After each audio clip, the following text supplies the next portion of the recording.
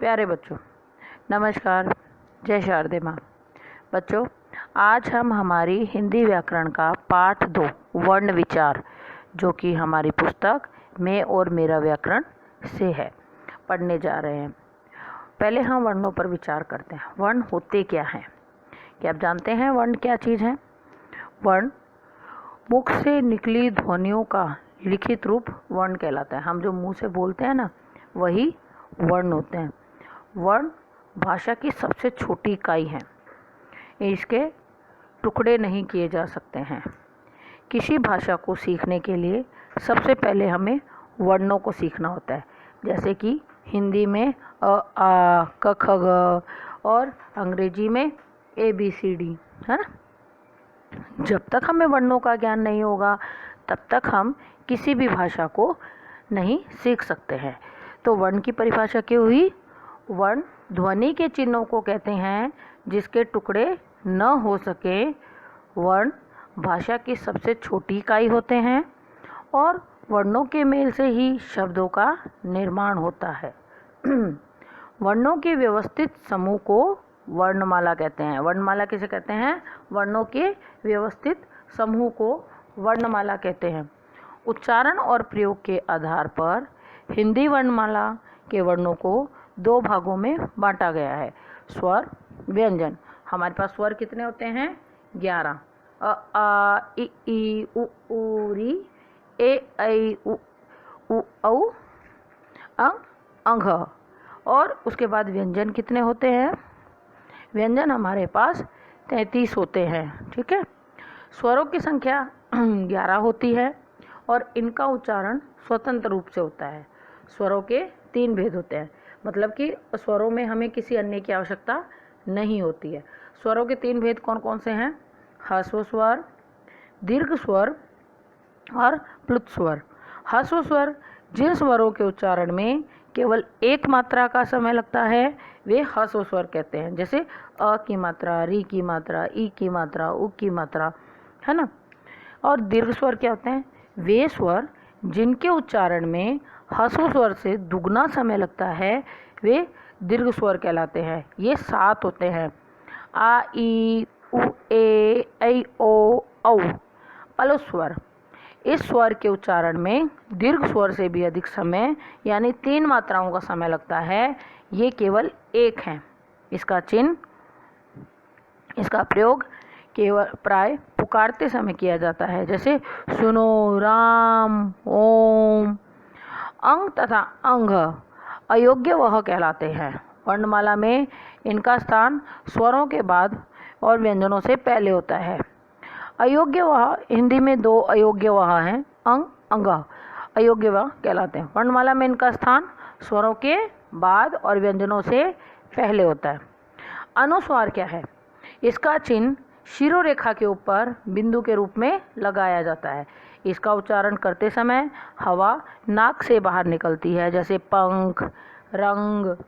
और अनुनासिका, अनुनासिक, इसका चिन्ह शिरोरेखा के ऊपर बिंदु चंद्र बिंदु के रूप में बनाया जाता है। इसका उच्चारण करते समय हवा नाक और मुख दोनों से निकलती है, जैसे हंसी, टांग। विसर्ग, इस ध्वनि का चिन्ह है 2 डॉट डॉट होते हैं ना, ये वाले, तो ये विसर्ग है। इसका उच्चारण ह की भांति किया जाता है। विसर्ग का प्रयोग तत्सम शब्दों में किया जाता है, जैसे प्रातः, स्वतः, स्ततः आदि। ठीक है। अब इसके बाद हम बात करते हैं व्यंजन की। व्यंजन क्या है? पहले हमने स्वरों की बात की थी। स्वर कितने होते हैं? 11। उनकी अपनी मात्रा होती है, वे स्वतंत्र होते हैं। अब व्यंजन क्या है? वे वर्ण जिनका उच्चारण करते समय स्वरों की सहायता ली जाती है, वे व्यंजन कहलाते हैं। अर्थात व्यंजनों का उच्चारण करने में हमें स्वरों की सहायता लेनी पड़ती है। जैसे क बोल रहे हैं तो अ की आवाज़ आ रही है ना, यानी व्यंजन स्वर हमारे साथ चल रहा है। तो व्यंजनों में हमें स्वरों की सहायता लेनी पड़ती है और इनका उच्चारण करते समय हवा मुख से अलग अलग स्थानों को छूकर बाहर निकलती है। व्यंजन के 3 भेद होते हैं। स्पर्श व्यंजन 25 होते हैं, अंतस्थ व्यंजन 4 होते हैं और ऊष्म व्यंजन 4 होते हैं। स्पर्श व्यंजन, स्पर्श यानी छूना।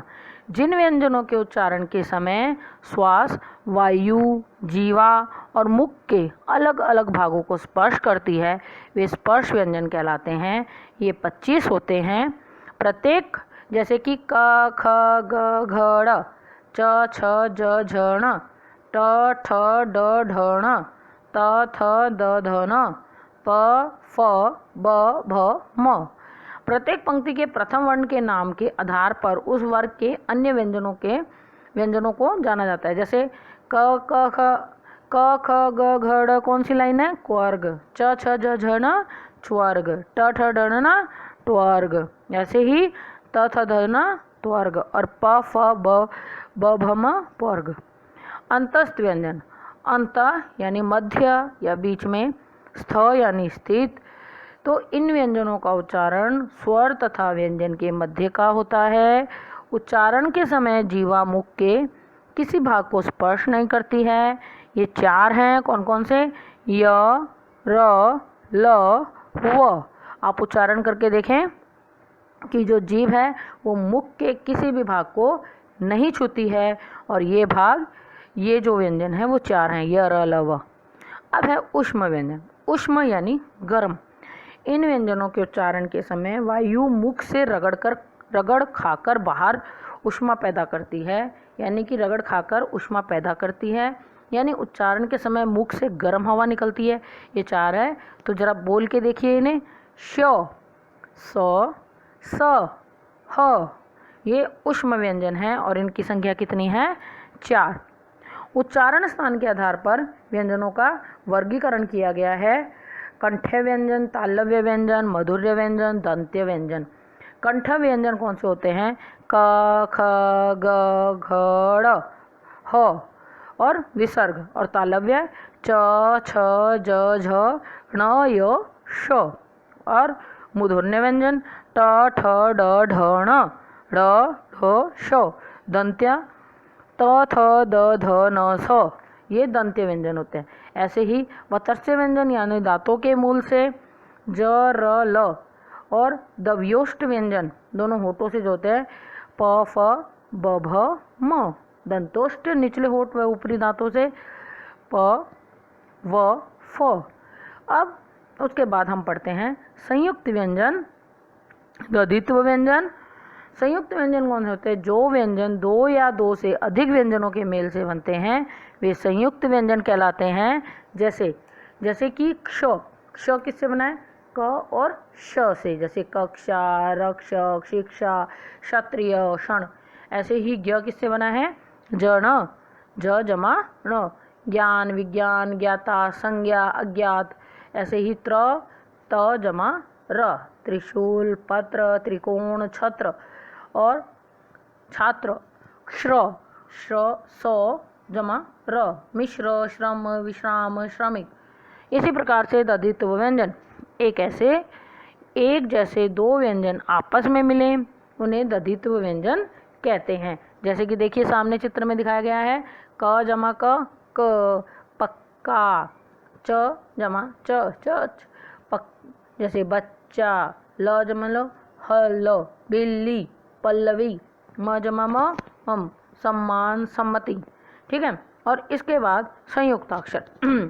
जब एक स्वर रहित व्यंजन अन्य स्वर रहित व्यंजन से मिलता है तब वह संयुक्ताक्षर कहलाता है। जैसे क जमा त, कच, संयुक्त, द जमा ध, दध, शुद्ध, है ना। इसके बाद हमारा यहाँ पर पाठ खत्म होता है और वर्ण विच्छेद इसी पाठ के अंतर्गत आता है। वर्ण विचार में हमने सबसे पहले वर्ण पढ़े, उसके बाद हमने पढ़ा कि कौन कौन से स्वरों के आधार पर कितने भेद हैं, व्यंजन के आधार पर कितने भेद हैं, और इसके बाद हम करते हैं वर्ण विच्छेद। विच्छेद का अर्थ क्या होता है? अलग करना। शब्दों के वर्णों को अलग अलग करके लिखना वर्ण विच्छेद कहलाता है। वर्ण विच्छेद करते समय स्वरों को मूल रूप में लिखा जाता है और व्यंजनों को नीचे हलंत रूप में लिखा जाता है। जैसे रजत, तो र के पैरों में हम क्या करते हैं? हलंत लगाते हैं ना, एक लाइन लगाते हैं, तो वो हलंत होता है। ठीक है। तो उच्चारण और वर्तनी की अशुद्धियाँ भी इसी पाठ के अंतर्गत शुद्ध करी जाएंगी, जो कि आप अपनी पुस्तक में देख लीजिएगा। अब हम इसके कुछ इम्पोर्टेंट पॉइंट हैं उनको दोहरा लेते हैं कि हमने इस पाठ में क्या पढ़ा था। वर्ण क्या होते हैं? उच्चारित ध्वनियों का लिखित रूप जिसके और खंड नहीं किए जा सकते अर्थात टुकड़े नहीं किए जा सकते। वर्णमाला क्या है? वर्णों का व्यवस्थित समूह वर्णमाला है। व्यंजन के भेद स्वर तथा व्यंजन के भेद कौन से हैं? स्वर तथा व्यंजन। स्वर क्या हैं? मुख से उच्चरित स्वतंत्र ध्वनियाँ हैं। स्वर के कितने भेद हैं? 3 भेद हैं, ह्रस्व स्वर, दीर्घ स्वर, प्लुत स्वर। व्यंजन क्या हैं? स्वरों की सहायता से उच्चारित ध्वनियाँ जो हैं वो व्यंजन हैं। और व्यंजनों के भी 3 भेद हैं, स्पर्श, अंतस्थ, ऊष्म। स्पर्श व्यंजन 25 हैं, क्वर्ग, च्वर्ग, ट्वर्ग, त्वर्ग, प्वर्ग। अंतस्थ व्यंजन 4 हैं, य, र, ल, व। और ऊष्म व्यंजन 4 हैं, श, स, श, ह। संयुक्त व्यंजन 2 भिन्न व्यंजनों के मेल से बने व्यंजन, क्ष, त्र, ज्ञ, श्र। दधित्व व्यंजन एक ही व्यंजन का समरूप व्यंजन से मेल। संयुक्ताक्षर स्वर रहित व्यंजन का स्वर सहित व्यंजन से मेल। वर्ण विच्छेद शब्द के वर्णों को अलग अलग करके लिखना वर्ण विच्छेद कहलाता है। तो चलिए बच्चों, हमारा आज का वर्ण विचार पाठ यहीं पे समाप्त होता है। आप अपनी अपनी पुस्तक में और मेरा व्याकरण में इस पाठ को एक बार अच्छे से पढ़ लीजिएगा और दिखाई गई इस वीडियो को सुन लीजिएगा और उसके बाद इसके अंत में जो एक्सरसाइज दी गई है उसको कर लीजिएगा। तो चलिए बच्चों, इसी उम्मीद के साथ कि आपको ये पाठ अच्छे से समझ आया हो, मैं बल्केश मीना आपसे विदा लेती हूँ। धन्यवाद।